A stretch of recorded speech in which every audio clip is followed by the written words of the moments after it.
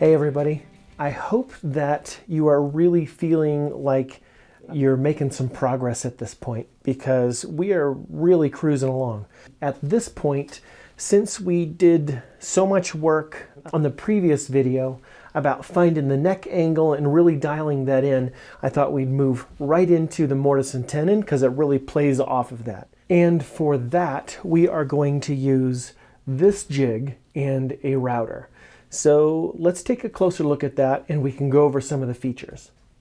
There are a number of different ways that you can cut the mortise and tenon into the neck and the body of the guitar.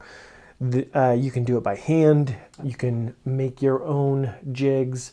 There are several different plans available on the internet. This particular jig is the O'Brien Neck Angle Jig that was formerly available through LMI.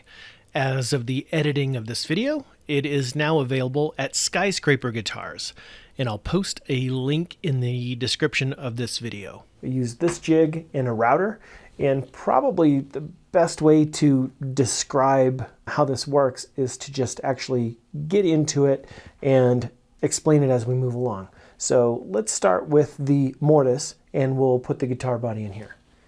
It's super important to make sure that you are flat on the heel block this way and this way. Make sure you take your square to it and you get yourself nice and flat, at least 1 1/8 or 1 1/4 out from each side of your center line. Good, good.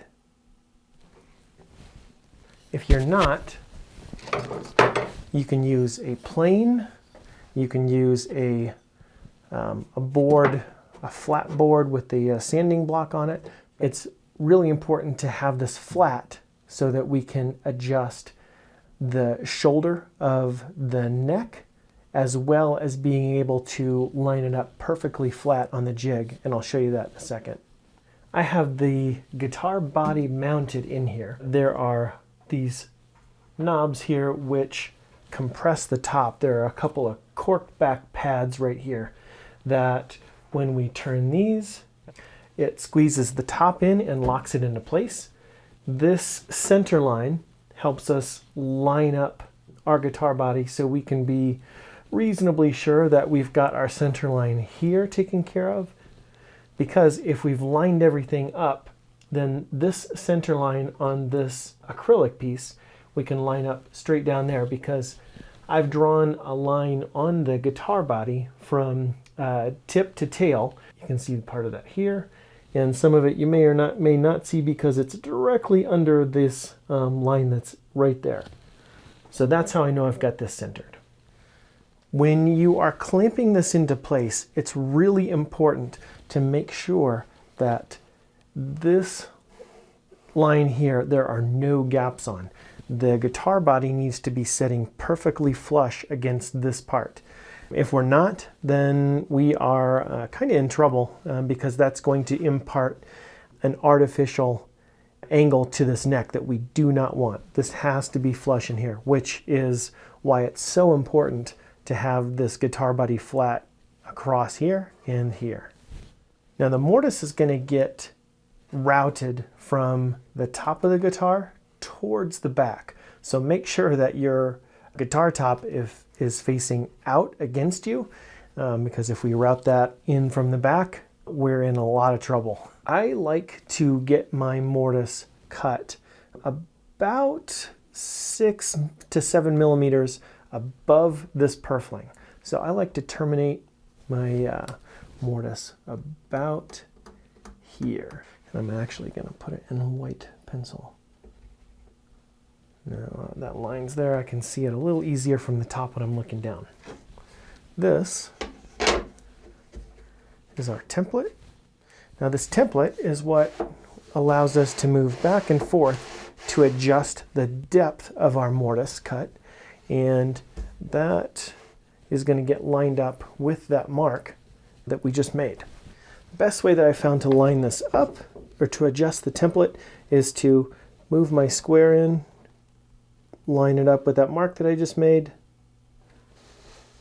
Move the template over to line up with that, and then bolt it into place.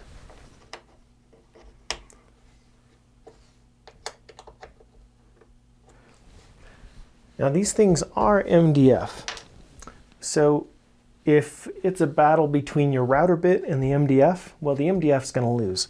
Just be very careful that when you're going in or out with the router, that the bit is totally stopped. Otherwise, you're going to ding this up and you'll have to buy a new template. And once you have this in, just check it and make sure it's not going to move around.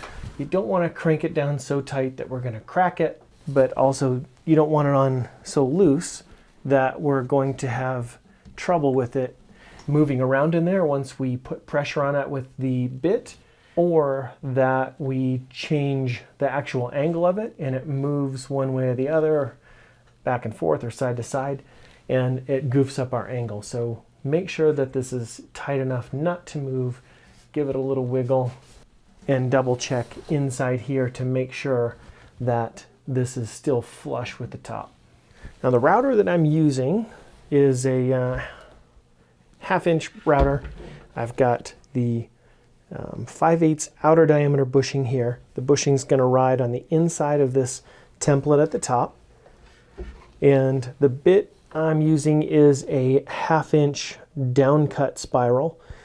This one I really like because I feel like it gives me a super clean cut. The shearing of the downcut prevents a lot of fuzzies and tear out right around the mortise and the guitar body. So that's the one I'm using. If you use the downcut, be careful of heat buildup. It could burn, it clogs a little easier, as it just doesn't have as good of a place to eject all that debris and dust and chips. The way I'm going to start this is by dropping this bit down to where it meets the body, lock it into place, and you can use the measurements on your router if it has those. The way that I'm going to do this is this set pin here for the router. I'm going to insert a shim, 7/8 shim, super fancy. I don't know, I made this probably on the table saw, I would imagine, several years ago. And I'm going to set that drop pin right on top of that, lock it into place, then take it out. Then I know that when I bottom out on this, that's my 7/8. I can raise this up. I'm going to start relatively shallow, just to make a little bit of a test cut. Now, the ejection port is right here, so it's going to shoot at the camera and shoot at me. So be sure that you have safety glasses and probably a dust mask. I'm going to move the camera out of the way for this so it's not shooting directly at it.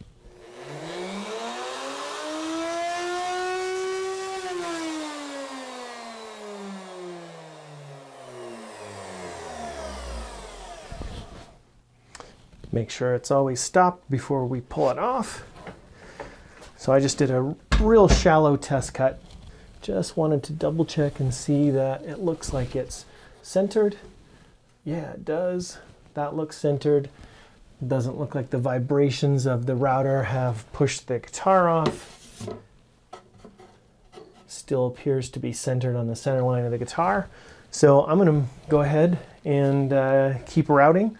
So I'm going to finish that cut, then I'm going to drop it, do another cut, and I probably want to do at least 3, if not 4, passes cutting down, just to make sure that I'm not chunking too much out at a time, and that this can eject everything efficiently, but also so that we're not putting so much pressure on the guitar that it's going to move that guitar there. We want to be very careful, slow, patient about how we're going to do these cuts.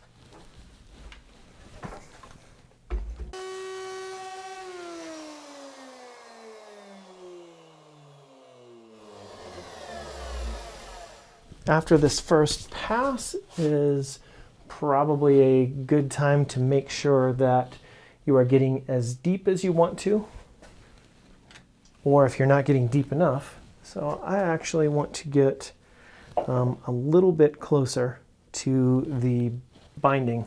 I'm a little bit, a couple millimeters off. I want to change that.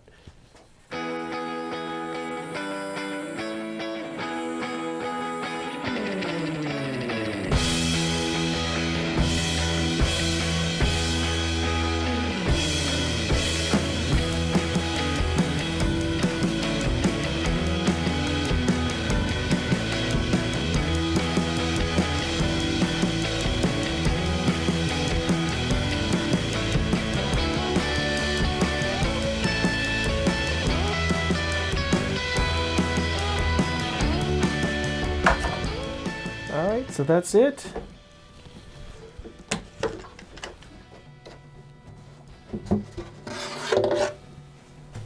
Here we go. Now the mortise is cut and we are ready to move on to the tenon on the neck that is going to fit into here.